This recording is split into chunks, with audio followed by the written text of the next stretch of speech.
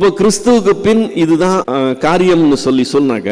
எருசலேம்ல மட்டும் இல்லை, எங்கும் தொழுது கொள்ளும் காலம் வரும்னு சொல்லும்போது அதனுடைய மாற்றம் எந்த அளவுக்கு வருதுன்னு சொன்னா, நீங்க பழைய ஏற்பாட்டை எடுத்து எங்க படிச்சாலும் சரி, தேவாலயம் தேவாலயம் தேவாலயம் தேவாலயம்ங்கிற வார்த்தை கண்டினியூஸா வந்துகிட்டே இருக்கிறத பார்க்க முடியும். அதுதான் எல்லா இடத்துலயும் நிரம்பி இருக்கும், அதுதான் மையமே. ஆனா புதிய ஏற்பாட்டுல வரும்போது ஆலயம் என்கிற கட்டடமே கம்ப்ளீட்டா இருக்காது, அது அப்படியே டோட்டலா மாறி போயிடும். இங்க தேவாலயம்னு சொல்லும்போது வேற ஒரு காரியத்தை தான் தேவாலயம்னு சொல்றத பாருங்க. தேவனுடைய ஆலயத்துக்கும் விக்கிரகங்களுக்கும் சம்பந்தம் ஏது? நான் அவர்களுக்குள்ளே வாசம் பண்ணி அவர்களுக்குள்ளே உலாவி அவர்கள் தேவனாய் இருப்பேன், அவர்கள் என் ஜனமாய் இருப்பார்கள் என்று தேவன் சொன்னபடி நீங்கள் ஜீவனுள்ள தேவனுடைய ஆலயமாய் இருக்கிறீர்கள். அந்தந்த இண்டிவிஜுவல் ஒவ்வொரு தனி நபரை பார்த்து வேதம் சொல்லுது, நீங்கள் ஜீவனுள்ள தேவனுடைய ஆலயமாய் இருக்கு.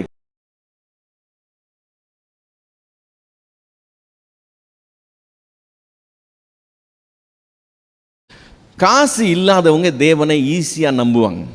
இப்ப ஏழையானவன் என்ன செய்யறானா? தன்னை கர்த்தருக்கு ஒப்புவிக்கிறானா. ஐஸ்வர்யவான் என்ன செய்வானா?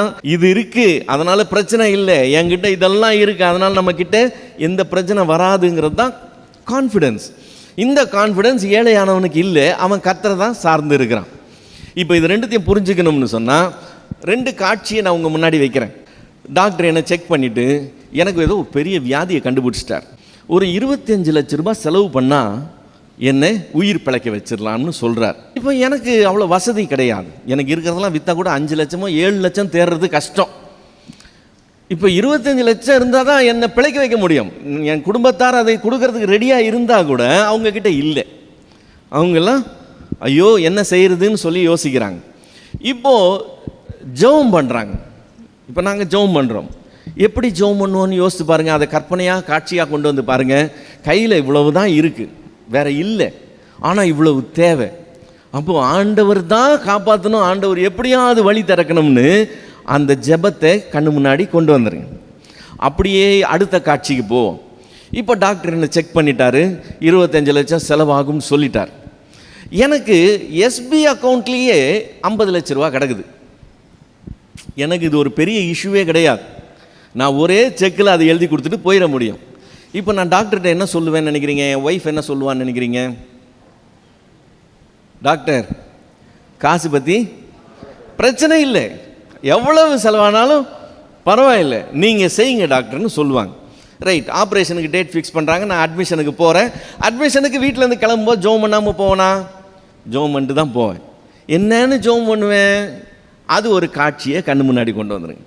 அங்கே கதறி ஜோம் பண்ணுறது ஒரு காட்சியை வச்சுக்கோங்க, இங்கே ஃபார்மாலிட்டிக்காக ஜோம் பண்ணுறது காட்சியை வச்சுக்கோங்க.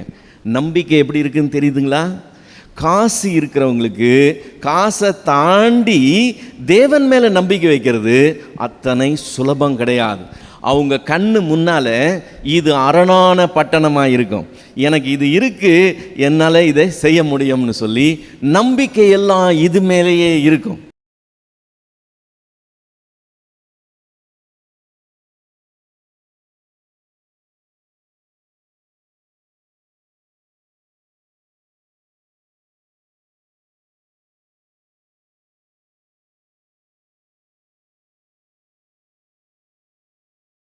நான் செய்கிறத நான் செய்யணும், அவ்வளவுதான். பவுல் சொல்லும்போது சொல்லுகிறான், நான் நட்டேன், அப்போலோ நீர் பாய்ச்சினான். இப்போ நான் நட்டுட்டு என்னுடைய வேலை முடிஞ்சிச்சு நான் சொல்லிட்டு போயிடுவேன். நீர் பாய்ச்சின வந்து என்ன செய்யறான்? அவனுடைய வேலையை அவன் செஞ்சுட்டு அவன் போயிடுறான். நாங்க 2 பேருமே உட்காந்து பக்கத்துல அந்த செடியை தடவி கொடுத்து அதை வளர்க்கல, அந்த செடி தானா வளருது. யார் வளர செய்கிறா? தேவன் அதை வளர செய்கிறார். அதனால இதுல நம்முடைய பங்கு ஒண்ணும் கிடையாது. நம்மளுடைய காரியம், நமக்கு என்ன வேலை கொடுக்கப்பட்டிருக்கோ அந்த வேலையை மாத்திரம் செய்கிற காரியம். அதனுடைய பலனை கணக்கு பண்ணி நான் வேலை சரியா செய்யலன்னு சொல்லிட்டு இருக்க கூடாது. இப்போ அதுதான் ஃபால்ட் வருது. ஸ்டாட்டிஸ்டிக்ஸ் போடுறாங்க, ஸ்டாட்டிஸ்டிக்ஸ் போட்டு மினிஸ்ட்ரி ஃபெயிலியர்னு சொல்றாங்க. இவ்வளவு வருஷத்து ஊழியங்கள், ஊழிய முயற்சிகள் தோல்வியில முடிஞ்சிருச்சுன்னு கணக்கு வந்துருச்சு. அதனால ஆண்டவரே எழுப்புதல் வேணும், நாங்க என்ன செய்யட்டும், என்ன குறை எங்க கிட்ட, நாங்க அந்த குறையை எப்படி கரெக்ட் பண்றது, அதுல தான் ஃபுல் கான்சென்ட்ரேஷன் இருக்கிறத பார்க்கிறோம். அந்த ரிசல்ட் நம்மளது இல்லைங்க, அது யாருடையது? அது தேவனுடையது.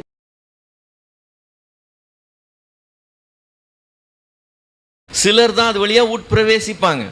உட்பிரவேசிக்க பிரயாசப்படுங்கள்னு ஆண்டவர் சொல்றார். உட்பிரவேசிச்சிட்டோம், நாங்கெல்லாம் உட்பிரவேசிச்சிட்டோம், நாங்க அந்த சிலர்ல ஒருவரா இருக்கிறோம்னு சொல்லி நாம் சந்தோஷப்பட்டுக்கலாம். ஆனா நீங்க எங்க தான் இருக்கிறீங்க?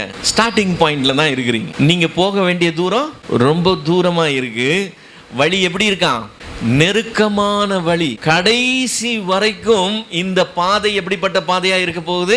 இந்த விசுவாச ஓட்டத்துக்கு நாம் தெரிந்து கொண்டிருக்கிற இந்த ஓட்டத்துக்கு கடைசி வரைக்கும் எப்படி இருக்க போகுது? இதுல விசாலமே இருக்காது, நெருக்கமாக தான் இருக்கும், போராட்டமாக தான் இருக்கும். போராடி தான் கடைசி வரைக்கும் நாம போக வேண்டியிருக்கோம். கர்த்தர் இதை மறைக்கவே இல்லை. ஆரம்பத்திலேயே அதை அப்படி தான் சொல்லியிருக்கிறார். நாம தான் அதை தப்பாக புரிஞ்சுக்கிறோம். இயேசுவை ஏற்றுக்கொள், இயேசுவை ஏற்றுக்கொண்டனா உனக்கு சொல்யூஷன், எல்லா பிரச்சனைகளுக்கும் தீர்வு வந்து என்ன? இயேசுவை நீ ஏற்றுக்கொள். இதுதானே இன்னைக்கு சுவிசேஷம். ஆண்டவர் அப்படி சுவிசேஷம் சொல்லவே சொல்லல.